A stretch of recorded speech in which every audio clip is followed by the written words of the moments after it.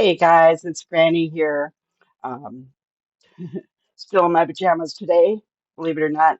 Didn't want to subject you guys to that, so not showing my screen. But I did want to let you guys know there is some news regarding the Nashville shooter. Um, Evidently, she wrote a manifesto, okay?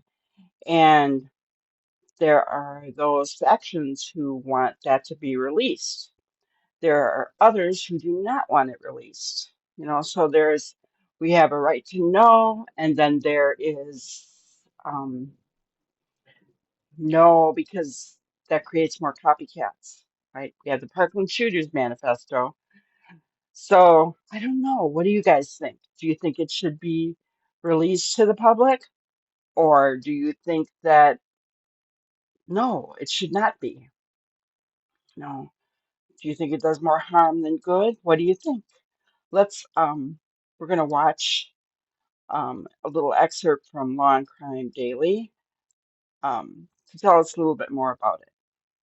Welcome back to Law and Crime Daily, everybody. An interesting court battle is underway in Tennessee following a shooting in March at a Christian school in Nashville. Multiple groups want a judge to decide if some of the shooter's writings should become public.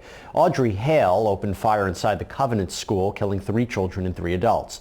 The Metro Nashville Police Department denied open records requests for writings left behind by the shooter who was killed by police. Now, the National Police Association and Tennessee Firearms Association are suing the police. The groups say there could be information in the writings that could benefit public safety. But opponents, including the school and many parents of students there, point out that copycats could be inspired by what this shooter wrote down. Well, now it's up to a judge to decide if the documents, which include a journal and suicide note, should be released. So, Mike, does the judge only have 2 choices here? Release it all or release none of it?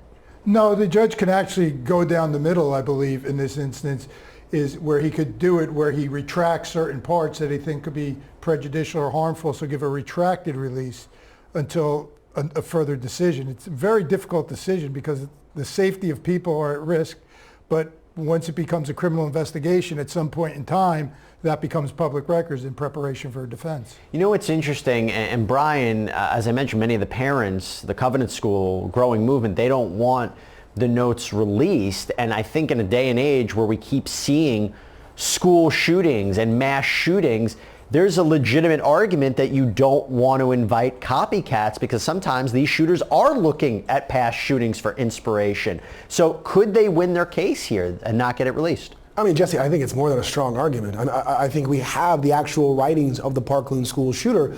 And so I think the argument to say that these writings should be released so we can learn more from them is 100% valid. But I think, as Mike said, the judge can kind of split down the middle and say, okay, but you, these gun right lobbyists, don't need the information. Have you ever used this information to try to cut back on these school shootings? Has anyone ever used this information to do so? So why this one in particular? And if he does end up doing as Mike said and kind of going down the middle, okay, give it to the people who are researching ways to stop this, and the rest of the public don't need it. Because I do think, especially when you look at things like the Parkland school shooting and others who drew swastikas on their clothing and promoted other shootings, try to draw attention to themselves, we see, as you said, that there are many copycats, and I think the dangers far outseed the benefits in this situation. Okay, we will see what the judge ultimately rules. Well, another big story.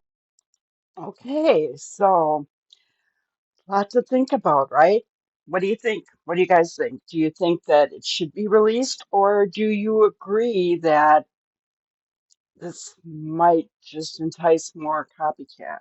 I don't I don't know. I'm torn because I really don't know. So let me know in the comments what you guys are thinking. All right, we will see you on the next one. Bye-bye. Thank you for watching another episode of Granny's Crime Busters. We really appreciate each and every one of you. Don't forget to subscribe and like and even share the content. You can follow us on any of our other social media platforms at YouTube, Twitter, Instagram, Facebook, and TikTok. We really appreciate you guys, and you can also email us at grannyscrimebusters@gmail.com. Thank you so much, and we will see you on the next one. Thanks, guys.